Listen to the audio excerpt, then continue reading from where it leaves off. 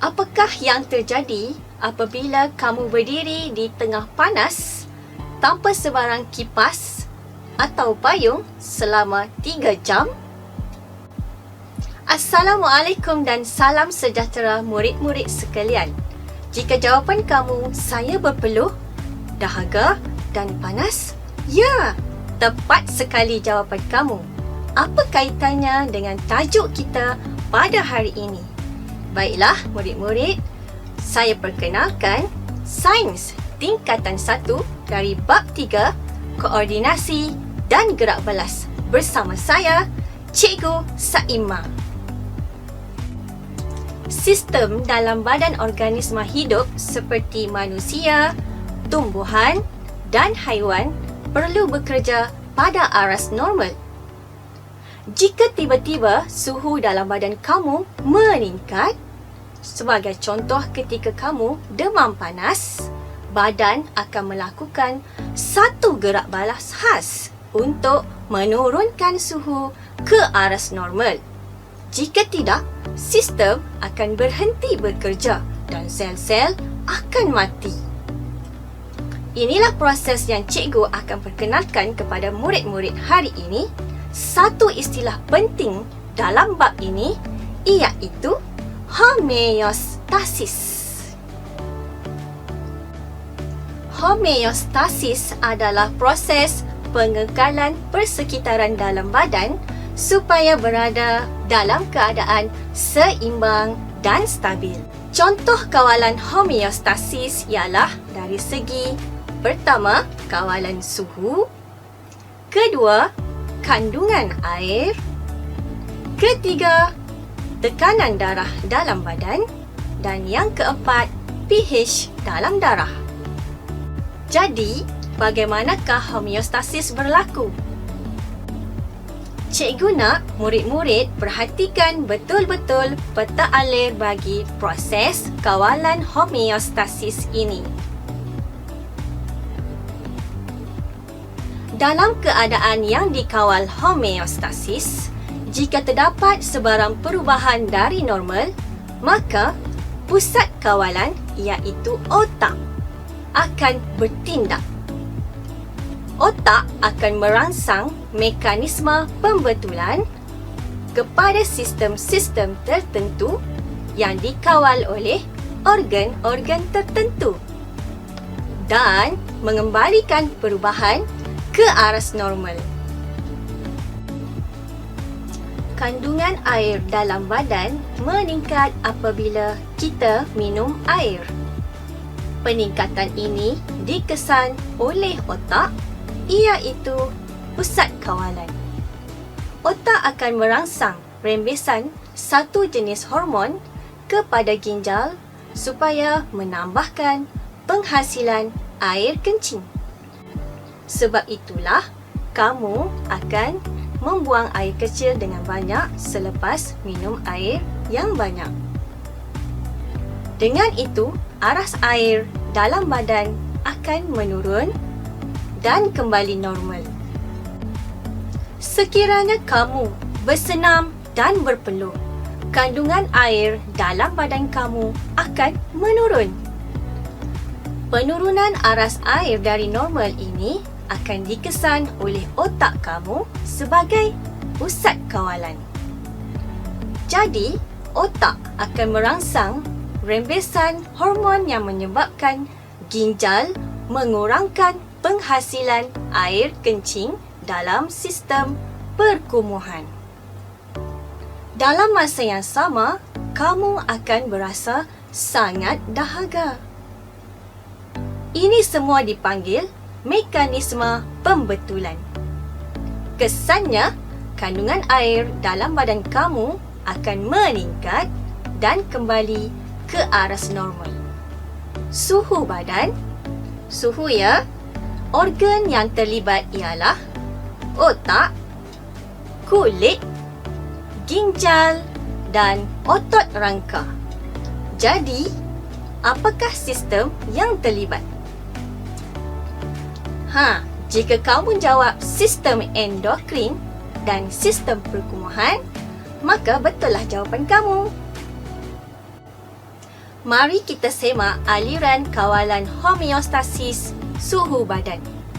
Suhu badan manusia yang normal ialah 37 darjah Celsius. Pada hari panas, suhu badan akan meningkat. Otak akan merangsang mekanisme pembetulan.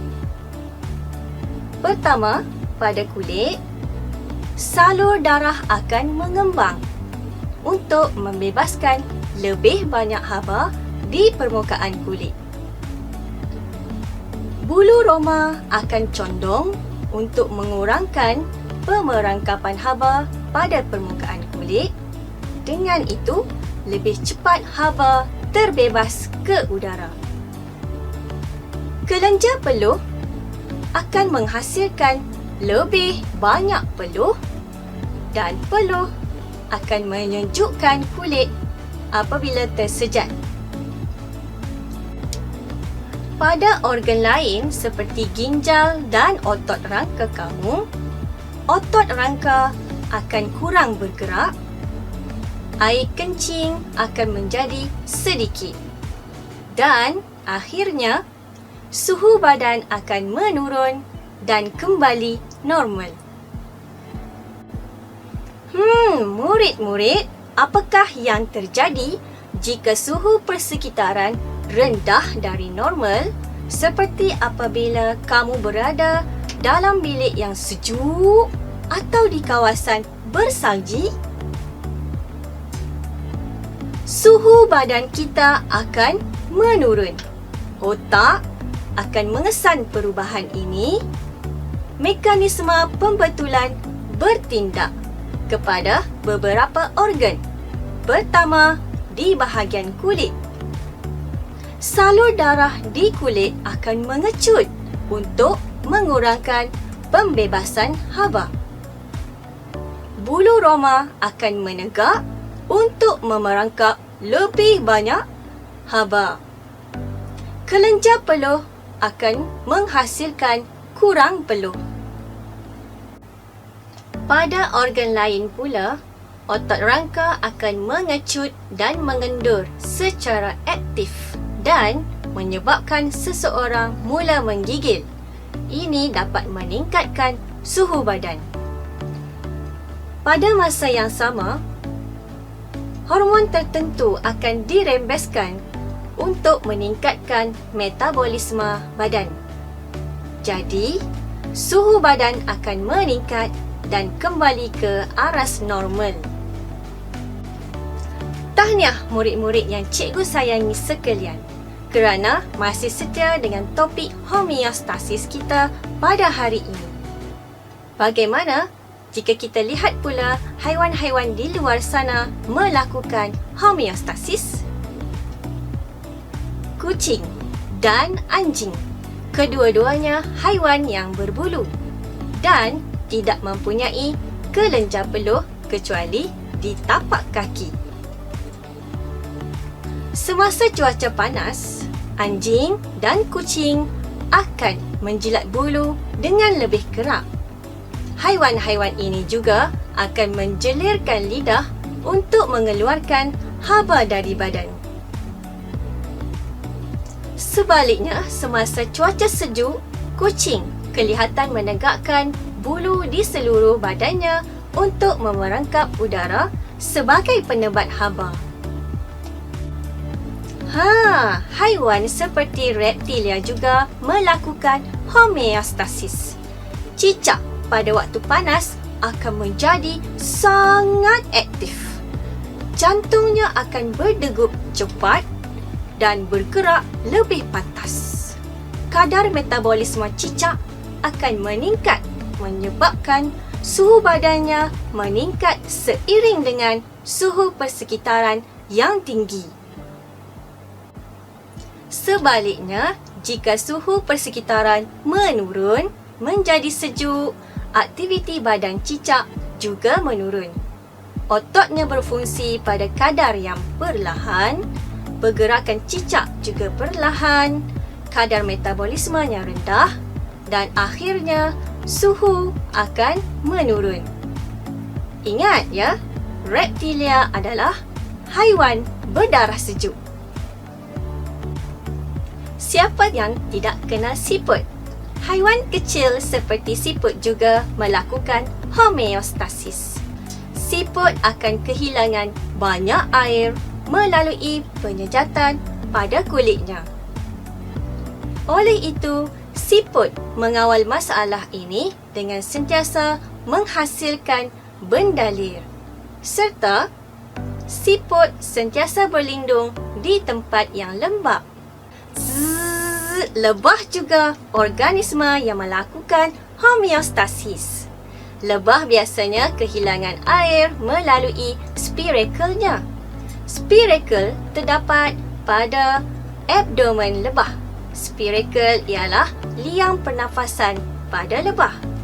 Bagi mengatasi masalah kandungan air dalam badannya, lebah akan menutup spiracle di antara dua pergerakan pernafasannya.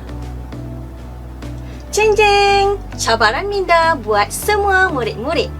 Cuba murid-murid membuat carian di laman sesawang bagaimana ular dan juga beruang kutub melakukan homeostasis. Cari ya murid-murid.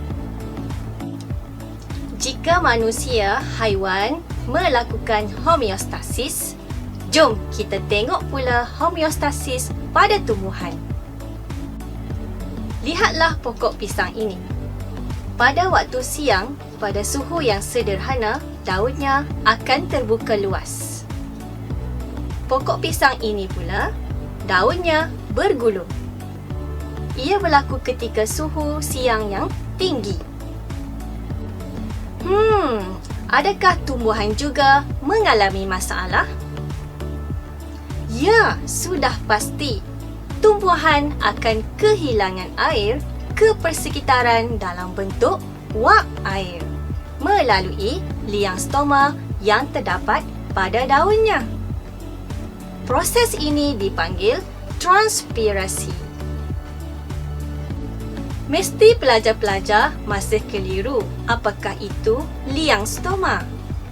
Okey, mari cikgu tunjukkan keadaan liang stoma pada daun apabila melakukan transpirasi. Jom kita tengok.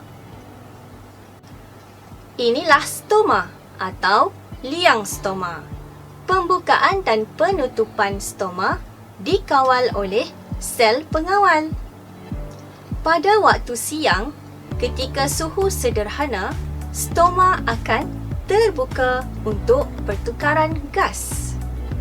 Dalam masa yang sama, air akan tersejat ke persekitaran melalui transpirasi. Sebenarnya murid-murid, transpirasi sangat penting kepada tumbuhan. Pertama, ia membantu menarik air dan mineral dari akar ke seluruh tumbuhan. Dan yang kedua, penyejatan air daripada daun menyejukkan tumbuhan pada hari yang panas. Tapi murid-murid, apakah yang akan terjadi jika suhu pada waktu siang terlampau panas? Tumbuhan pasti mengalami masalah kerana transpirasi akan berlaku dengan tidak terkawal. Banyak air akan tersejat melalui daun, kan? Ingat tahu, tumbuhan juga melakukan homeostasis. Kawal atur air akan bertindak, iaitu stoma akan tertutup. Ini dapat mengelakkan kehilangan air daripada tumbuhan.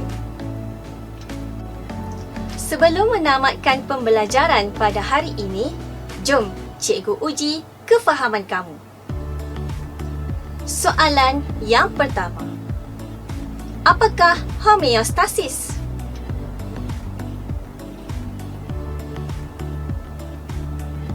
Homeostasis adalah proses pengekalan persekitaran dalam badan organisma hidup supaya stabil dan seimbang. Soalan yang kedua. Berikan 2 contoh kawal atur yang penting dalam badan manusia.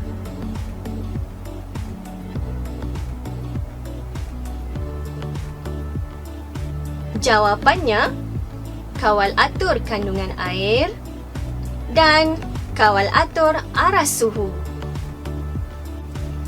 Yang ketiga, bagaimana siput mengawal kehilangan air dari badannya pada masa suhu tinggi? Jawapannya, siput sentiasa menghasilkan bendalir dan tinggal di tempat yang lembap. Baiklah murid-murid, dengan itu tamatlah sesi pembelajaran kita pada hari ini. Teruskan pembelajaran walau di mana jua kamu berada. Manfaatkan sebaik-baiknya sumber pendidikan di hujung jari agar kita tidak ketinggalan. Sehingga berjumpa lagi, saya, Cikgu Saimah, memohon maaf atas segala kekurangan saya dan dengan itu wabillahi taufik wal hidayah. Wassalamualaikum warahmatullahi wabarakatuh.